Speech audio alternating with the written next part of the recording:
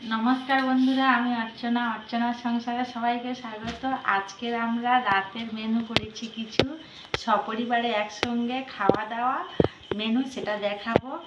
अनेक दुःखेर माझेओ किछु किछु मुहूर्त एमन आछे जे सबार संगे भाग करे दिते खूब भालो लागे, ताई आजकेर एमन किछु भिडियो देखाबो बंधुरा। ভালো সবারই লাগবে, লাগলে একটা লাইক কমেন্ট শেয়ার করে আমার চ্যানেলটা সাবস্ক্রাইব করে দিয়ে আমার পাশে থেকো। আর যে সমস্ত বন্ধুরা ফেসবুক থেকে দেখছো তারা ফলো করো। আমরা সপরিবারে কীভাবে আনন্দ করে আজকের মুহূর্তটা কাটাবো সেই ভিডিওটা দেখাবো। যখনই একটু হাসি খুশি সবাই আনন্দতে থাকার চেষ্টা করি, কিন্তু তখনই এমন একটা পরিস্থিতি হয়ে যায় যে সুখের সময় শুধু দুঃখের ছাওয়া নেমে আসে। কিন্তু সেই দুঃখটাকে সরাতে গেলে কিছু কিছু মুহূর্ত এই রকম সবাই মিলে একসাথে খাওয়া দাওয়া, একসাথে ঘোরা খুবই ভালো লাগে। তাই সেই রকম একটা মুহূর্ত আজকের বাড়িতে তৈরি করলাম।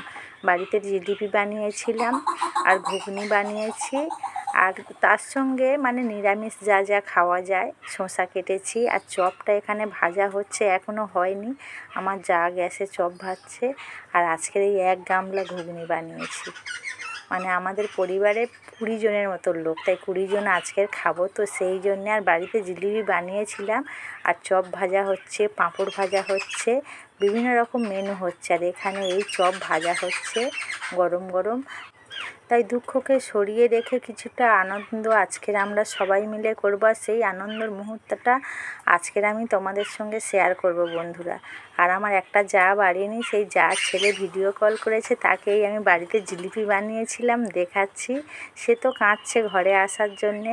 আর আমার খুড়শাশুড়ি এসেছে, আর আমার একটা যা এসেছে। বললাম তোমরা একটু খাও, তারপরে রাতে তো খাবো সেই 10টা-11টার সময়। আমার খুড়শাশুড়ি বলছে খাবো না, মিষ্টি সুগার আছে। আমি একটা খাও, ভালোবেসে দিলে খেতে হয়। আমার খুড়শাশুড়ি, জাশাশুড়ি সবাই আমরা এই রকম আনন্দ হাসি খুশি এইভাবে কাটাই, আর এইভাবে যেন কাটাতে পারি যতদিন বাঁচবো। একসাথে সবাই এই রকমই থাকবো। হঠাৎ করে বাড়িতে অতিথি এসেছে, তাই প্রথমে অতিথির জন্য এখানে জোগাড় করছি। অতিথি মানে নারায়ণ। আজকের আমরা যে খাওয়া দাওয়ার মেনু করেছি সেগুলো অতিথির জন্য প্রথমেই থালা সাজিয়ে দিচ্ছি। অতিথি মানে আমাদের সবার প্রিয় দাদু, আমাদের পাড়ারই দাদু হঠাৎ করে আমাদের বাড়ি এসেছে। তাই দাদুকে বললাম, দাদু তুমি আজকের আমাদের বাড়িতে খেয়ে যাবে। তাই দাদুর জন্য প্রথমে এখানে জোগাড় করছি, দাদুকে খেতে দেব। তারপরে আমরা সবাই যে আয়োজন করেছি রাতের মেনু আমরা সবাই খাবো। আর আমাদের সকলের প্রিয় দাদুকে কিভাবে খেতে দেব দেখুন। আর আমার এই ভিডিওটা দেখলে সেই দাদুকে অনেকেই চিনে থাকবে। এই আমাদের দাদু, দাদুকে প্রথমে খেতে দিয়েছি। দাদু তো না না করছিল, তারপরে জোর করে খেতে দিলাম। দাদু তো অবাক হয়ে গেছে যে এত কিছু করেছিস। দাদু বলছে এত মুড়ি খেতে পারবো না। আমি বললাম জিলিপি বানিয়েছি, খাও।